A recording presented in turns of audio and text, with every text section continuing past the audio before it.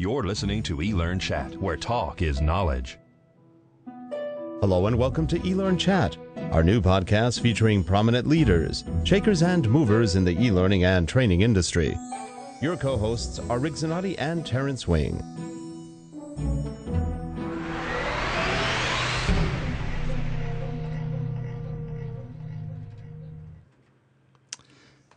Hi everyone, welcome to eLearnChat. This is season 2. I believe this is show 26. Next to me on my, my left, I think, right here, it's Terrence. How you doing, Terrence? I am doing great. On your virtual left or your real left? I think you're on my virtual right. So I'm inverting it so you wind up on the virtual left. Physically, being in Los Angeles and you being out in Camarillo, I would be on your left as well. I'd actually be on top of you. Well, actually, no, you're right. We're going east-west over here. That's right. Yep. Well, anyway, everybody, welcome in the chat room if you are live. And if you're watching this as a recording, welcome as well. Please subscribe. And today we have a special guest.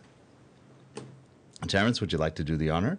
Absolutely. You get a drum roll in there. We have Sumeet. Oh, my gosh, Sumeet, I'm going to kill your last name again, even though you just told me Moghe. That's absolutely right, guys. Okay, great. Yeah, and I'm on your physical left, I guess. Physical left. So there you go. You got somebody, two of us on your left side there, Rick. Right. Sumeet has 9 years in training and development, and I had the pleasure of sitting on a panel during a conference with Sumeet. So his knowledge of social learning is definitely great that we were able to tap into that on this show. And he works for a company called fraught Technologies in India. And you're calling us from what part of India? Bangalore, down south in India. Are you near the Adobe offices? I'm pretty sure I'm close to the only office that's in Bangalore. Okay. I think that's the only development office that they have here. Right. I believe you're right. Yeah. Do you have any feedback you want me to pass on then? No, I know a lot of the engineers well there. Excellent. We work with the Adobe Captivate team, the eLearning team. It's they're good folks. Yeah.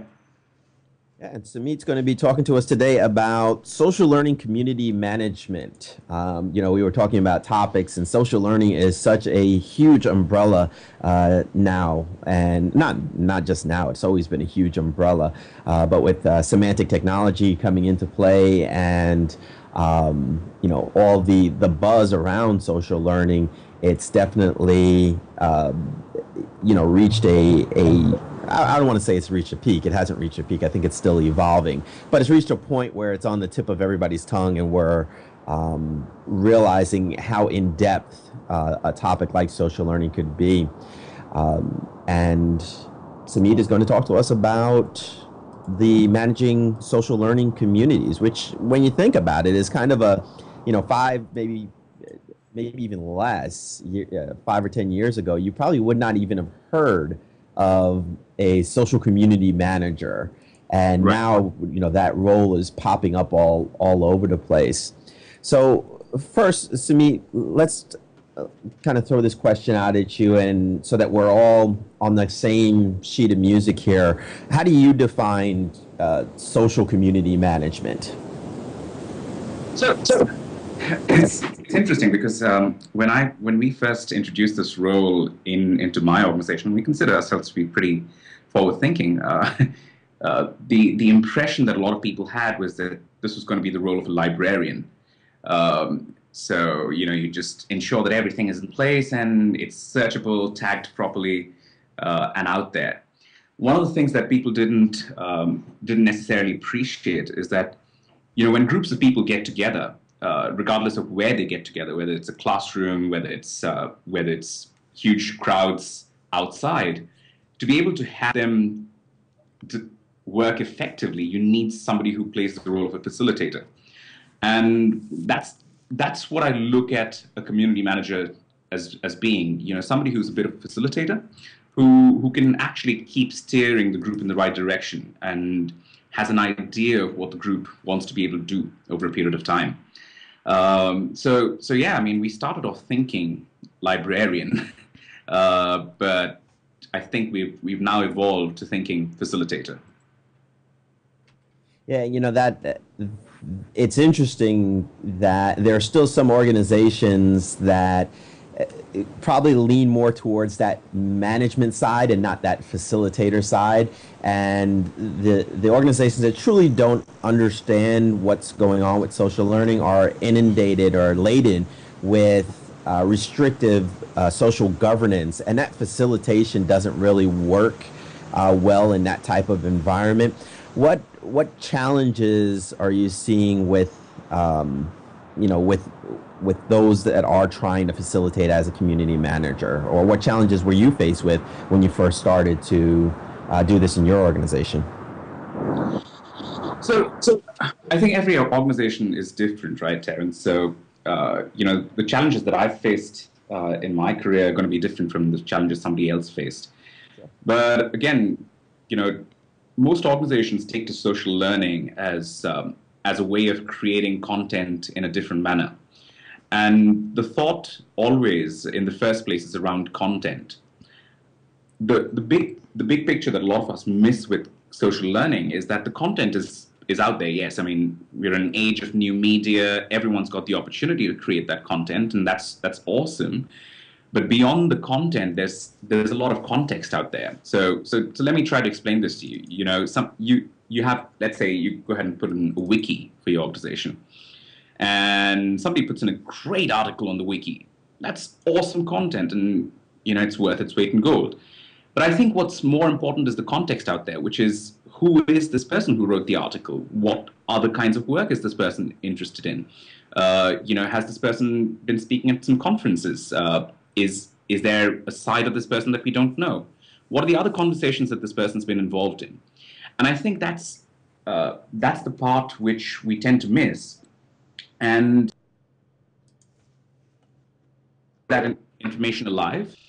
And sometimes I don't know if I'm back or if I lost the call. I think you're having some Skype issues. Was it me or? It was you. It was you. Okay. Okay, so where was that? Where was that when that all happened? So the point I was trying to make is that context is quite important out there, and I think the big mind shift when it comes to being able to think people, and when it's about thinking about connecting these people and ensuring that context comes to the fore, is the job of the community manager. The sooner organizations realize that and start thinking beyond just the first step of content, I think the sooner we're going to reach a stage of maturity with social learning and social community management. How did you map out, since this was at some point for your company, this had to have been a new role that was probably had some, I guess there were probably some things that were being done before it became an official community manager role. But how did you start to define this? Walk us through that evolution of, one day the light went on with the leadership. They said, hey, we've got to capture this intellectual commerce that's going on in the organization, and we need to adopt a social learning 2.0 culture where we need to start using this semantic technology. What was the steps that led up to the evolution of the role as it exists today in your organization? Yeah, so some context, we're a technology-centric organization, so most of our crowd is developers who write code for a living. So our introduction to social technology was way back in 2001, 2002, when people weren't even talking about social technology. By the way, Sumeet, I'm sorry, we've lost your video. Oh, have you? All right. Let's see. There you go. There I should we be go. back Thank soon. you. All right, good. I think Skype was having a little bit of a problem today. It's just gotten nervous with the season premiere. Yes. All right. So that was saying 2001, 2002 was when we actually got introduced to social technology. And it wasn't because we were doing something great. It's because we ended up working with Ward Cunningham, who basically invented the wiki. So we started using wikis in our organization back then. But as it turns out with technology, our impression was that let's just go ahead and put an organizational wiki in place and everything will work like magic. So we tried that on projects. To a certain extent, we had project wikis which lived the life of a project and then died, and nothing much came out of it. Sometime in 2005, we decided, okay, let's go ahead and put in an organizational wiki. And that's when we decided, okay, we're going to purchase an enterprise-grade license. I'm not going to name the product. And we put the wiki in place. And again, the assumption was that everything will fall into place because everything just falls into place in Wikipedia. So why not have ThoughtWorks Wikipedia, which we called Thoughtpedia? Very creative with that. As it turns out, it didn't. Nothing fell into place. What happened sometime in 2009, after having run this for about 4 years, we did have a knowledge base of sorts. But again, if you looked at the number of contributors, I think the number of contributors was really, really, really small, and you could count them on your fingertips. So we sat down and we talked about the certain areas that were getting traction and the certain communities that were actually faring well. And we started to build patterns around what they were doing well. And one of the key patterns that we started to establish was that the communities that were actually doing well and producing a lot of content, which the company was keen on, were the communities that actually had a strong facilitator and a strong leader out there. What we then tried to do was prove out that concept in the program that we run out of India, which is ThoughtWorks University. And we tried a bit of very, very siloed experiments in ThoughtWorks University by just putting in a very, very outdated piece of technology out there, a very, very outdated piece of forumware. And we said, let's just try to facilitate this well and see what comes out. So if it's an educational program, then there's got to be a few learning goals and there's got to be a few problems that people want to discuss. Let's try facilitating discussions around that well and see how it comes out. And what we discovered was that even though our forumware was pretty outdated, the discussions and the quality of content that emerged because of the facilitation was just top notch. And I can share some of this with you later, Terrence, because none of this is confidential, so I can provide screenshots and things like that. So that helped us have those conversations with management to say, right, for an organization of this size, we at least need a few community managers, given the volume of conversations that we keep having, and if you want to steer them in the right kind of direction. And because we had a proof of concept in place, it kind of helped. Also, there's, over the years, communities on the internet have evolved in a big way. So pointing management towards some of those communities, which were quite well managed, helped in a big way as well.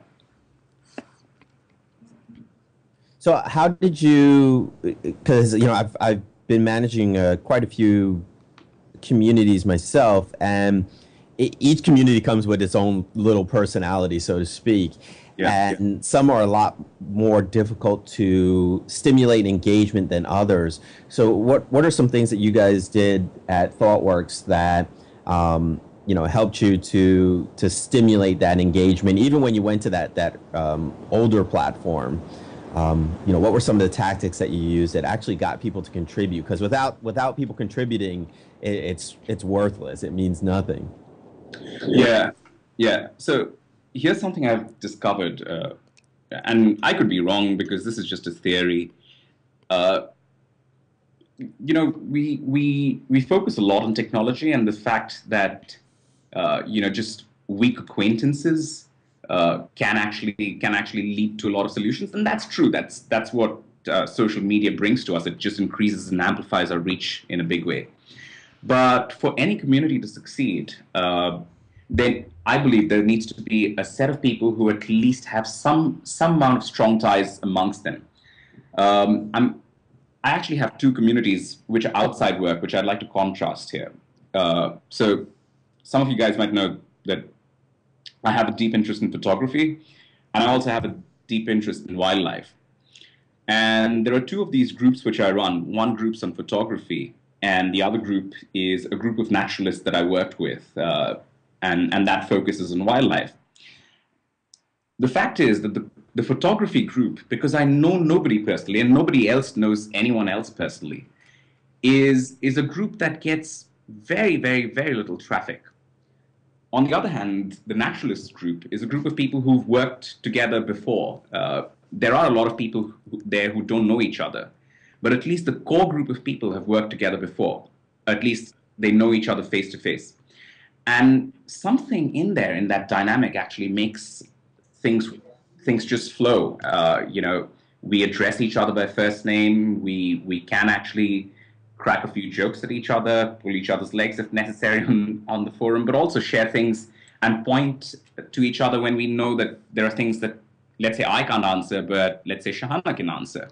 That seems to work very well. And in ThoughtWorks in particular, one of the things that we've tried to foster is that interconnectedness between people, even on the ground. So we've tried our best to ensure that people are traveling across regions. We're based in 28 cities all across the world, in about 8 countries. But we try to ensure that people keep traveling across offices. They keep working in different teams at different times. People in different parts of the same country meet at one time in a year. We have an open office set up, so no cubicles whatsoever. So the work environment kind of models the behaviors that we're looking for on the social learning platform as well. That's interesting that in the photography realm, it didn't seem as friendly or as open, whereas in the naturalist world, it was a different mindset. Now, that brings a question up. If you're a photographer, Canon or Nikon? Canon all the way. I mean, if you're doing wildlife photography, Nikon doesn't come close. That's funny. Good answer. I like Canon too. Everything we have is Canon. Excellent. Yeah, good choice. What do you shoot with? So right now I'm shooting with a 7D. The 7D, which okay. is a pop sensor, and it depends what I'm shooting with, shooting at the time. But if I'm shooting wildlife, I'm mostly shooting with a 100-400. Okay, that sounds good. Yeah, we just got the 60D, more for the video, because it was rated as the best of the Canons for video, over the 7 and the 5D. Interestingly enough, this is some differences. That'll change probably next year, but. Anyway, I digress. I like tech. Yeah, and we can talk Cameroons all day, actually. Yeah, it's fun. Yeah, he'll go for a 3-hour show if we talking tech. So, well, are you hearing me, Rick? Yes, I am. Okay. I know there's a lot of I guess, buzz around return on investment. And I hate using return on investment in the context of social learning. But there's those out there who may watch this and say, okay, well, I don't have a social learning platform. In order for me to sell social learning 2.0, because there's no selling social learning. Social learning is happening whether you think it is or not. It's, anytime a clerk goes to another clerk or a manager goes to another manager with a question and they engage each other, then they're engaging in social learning. But the social learning 2.0 just makes that learning more exponential and also creates that catalog of archives of those conversations. So how do you as a community manager, how do you go to the CFO, the CIO, the CEO, the training director, whoever in your organization, and say, we are successful and here's why we're successful?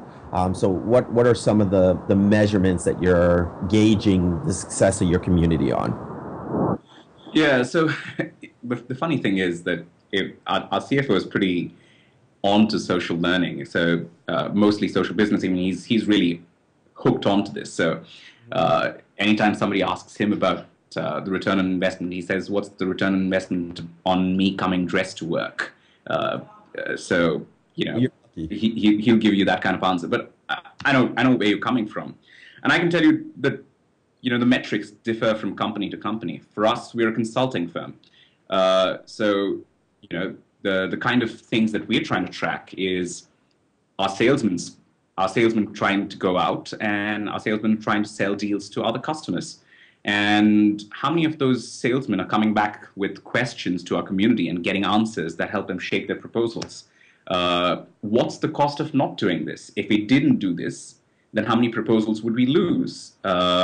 There's the other metric that we're tracking, which is around project support. And we have a software development community, which is an excellent, thriving community across the company. About 800 people signed on to it from across the globe. And that's about half our company because we're 1,800 people only. And there's a lot of questions that come up from projects, the problems that people are facing in projects, and then they start to get solutions from the rest of ThoughtWorks. Now, what's the cost of not doing that? What's the cost that the project would incur? Now, there's very, very little that you can do in terms of quantifying it.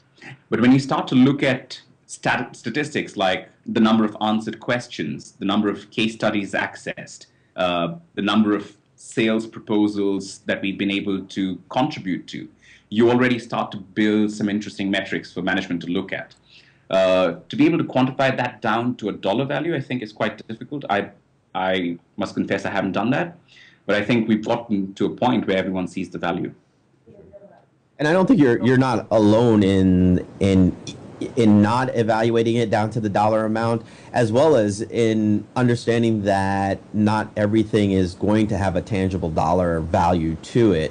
And that's kind of been the battle we've fought in training and development probably over the last 20 to 30 years. Now, I personally haven't been fighting it that long, but I know there's a lot of folks that have been. And when you think of Kirkpatrick's 4 levels, I think those are about 30 years old now. Yeah. So it's the other thing I'm actually starting to talk about is how much are people asking for training these days? And actually, if you go around asking, not many people are asking for training, and that's because one of the things we talk about here is that you get to work with some of the smartest people in the industry, and your network is bigger than the person just sitting next to you. So out here, because everyone's learning all the time by just being signed on to the community, we aren't getting those many individual requests for training. And that's a question that I actually want to start asking as to how much money are we actually saving on some of the training that we wanted to do? That's an interesting metric to look at, actually. Now I wonder if that's something endemic to the Indian culture where, to a certain point, you survive because of keeping up on technology, keeping up on the skill sets. I find that here learning is a little bit different. We're not, if you can provide learning to an organization, but that doesn't mean anybody's going to learn anything or that they'll have an interest in it. Terrence, do you have any views on that? Yeah, I'm not quite sure I'm following your question there, Rick. Well, for example, there's a cultural part to learning where one society would stress learning and it becomes a natural part of that society, whereas another one doesn't really value learning as much. And I would venture to say that our society here in the U.S. doesn't value learning all that much as it may have in the past. Yeah, I think there can definitely be some validity to what you're saying when we look at the quality of education in this country, and specifically, I think we can talk here about California and the challenges that we're having with the value of education diminishing more and more every day. And there was on the news they were having a debate, or rather in the school district, they're having a debate on whether or not students should be getting homework. Which is amazing that would even come up. I think we're getting to the point of being ridiculous in how we're managing education here. So I think there is some validity to what you're saying. I like to think that there is a large part of our population here in the United States that is focused on education and development. Whether I could say that is brought out to the entire country, I think I'd be, somewhat living a fantasy or a little bit naive to think it is.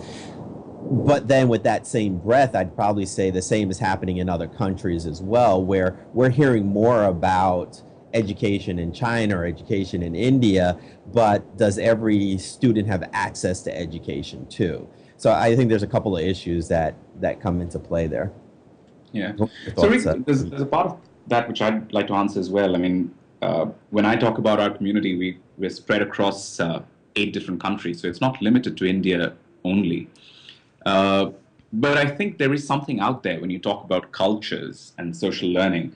I, in my head, I think there are at least 4 different things that contribute to the success of a social learning initiative, you know, from a cultural standpoint.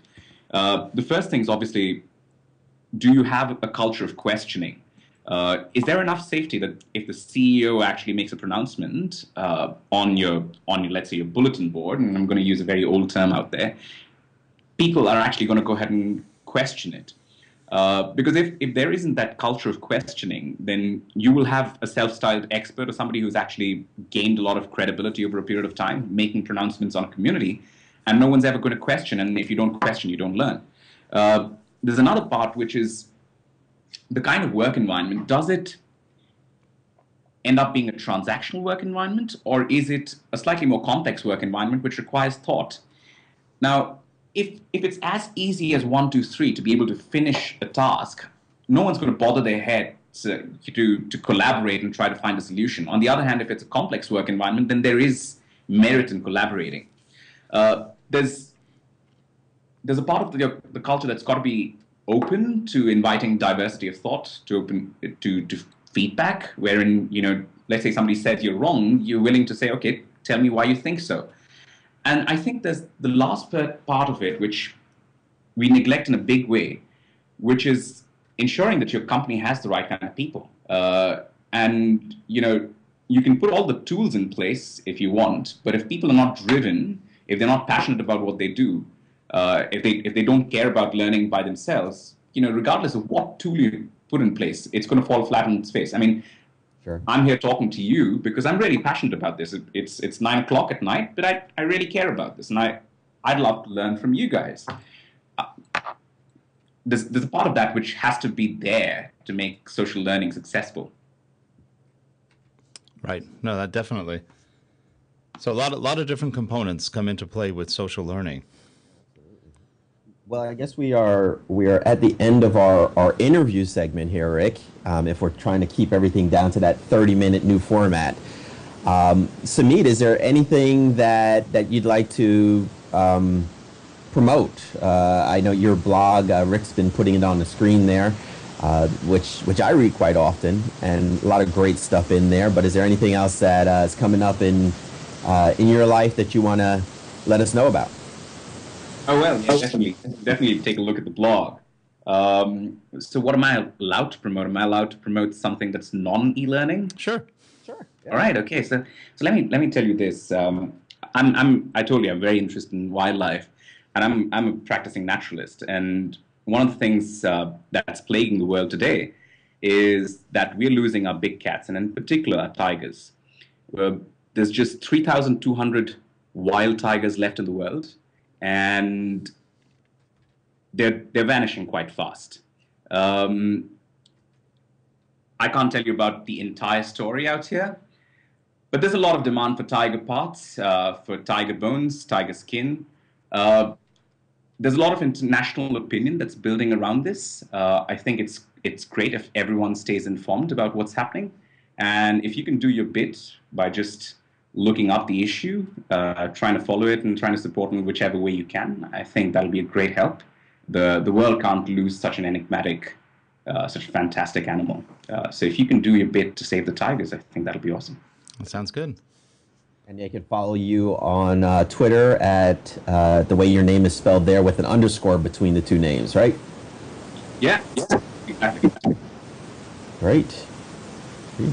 Well, and you're definitely more than welcome to hang out here for about 3 more minutes. We have a new segment that we're going to be sharing some news events that have been happening in the e-learning world. Things that we've kind of picked up on other learning magazines or through press releases or any number of means. So this is a new segment that we're doing this season, and hopefully it'll catch on. So I'll let Rick. So we'll start with our news segment. Yes, a new segment here. Your witness.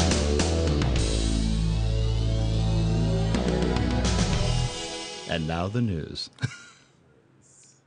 I need to anyway, well, the first one is about the ASTD, Terrence. Yeah, ASTD, those of you that are familiar with the American Society for Training and Development, they've long had a competency model, and it's a research-based competency model. And you can go to their site, astd.org, and you can find it there. And this is timely too now, because with this conversation that we're having with Sumeet, because they have added social learning as one of the competencies to that model, and they're starting to do a lot of research around that as well. So keep your eye out on that topic. So that's with the ASTD, and then we have some information on InteractOcks. Yeah, InteractOcks has a software program called Topics. They do a lot of conferences. I've seen their program I've seen them present quite a few times, and they just got honored by eLearning magazine for, let me see here, is honored to announce that Topics has been selected as a finalist in the Best Social Learning Solution category for Best of eLearning. That's a 2011 awards conducted by eLearning Magazine Group, and this is their third year in a row becoming a finalist. So congratulations to the folks over at InteractOcks. And we've got some news on the ISD 2.0 site. Yeah, ISD 2.0 is a social learning community for instructional designers, and now every Friday they have a networking Friday. So on top of their many other things, like you can go to the site to pick up links on useful apps that are used in instructional design, job listings from basically around the world, mostly US based, but definitely around the world. Now they've added every Friday they post a conversational status update on Facebook and engage their community with networking opportunities. So it's a chance to get to know other instructional designers. And for those who don't know, Terrence has done a great job on that site. That's his original baby. Yes, it is. All right, we've also got some information on from the San Francisco Chronicle. Yeah, the San Francisco Chronicle reported that Open Sesame, and we had Open Sesame on our show last year. We're trying to get them on again this year because we had we were doing something unique. We were broadcasting live from, I want to say it was ASTD ICE, International Conference and Expo. It was. And okay, good. And out of a metal bunker where nothing got out. Yeah, it just wasn't conducive to streaming the video. So we're trying to get them back again, but they just partnered with Centrio, Syntrio, and now courses from Centrio are being offered on the Open Sesame platform. And Centrio's a pioneer in the e-learning sector. They develop training courses in business skills, workplace safety, and compliance topics in both English and Spanish. It's good stuff. I think we have one more. And that's the only one I had. Oh, okay. Well, there was one more. We just don't have a graphic for it, and that was the Enterprise Learning Conference and Expo is happening in September 27th and through 29th in Anaheim, California. So I know a lot of the regular folks from eLearnChat and that you see at other conferences are speaking there as well. So if you're in the Anaheim, California area, you can definitely catch the show. If not, then I believe they have an online version too. So that is our news, our eLearnChat news segment. What do you think, Rick? How'd it go? I think we're good. We're at the end of short of some Skype and techie issues on this end. Went pretty well. Yeah, the funny thing is, Sumeet is about probably 10,000 miles away from us, and he had better bandwidth on Skype than we did, which is 50 miles away from each other. We're probably relaying signals into India as well, so yep. That's probably what's happening. Sumeet, a pleasure to meet you in person, or at least virtually in person, and thank you so much for coming on the show. Terrence, as always, till next time. Who do we have on next week? Yep, great question. We're kind of continuing the topic on social learning, and we have Michelle Winkley, who formerly was the HR director over at MySpace, and now she's running a consulting practice, OPHR, and she is going to talk to us about social learning governance. So it's a great follow-up to the great discussion that Sumeet started here.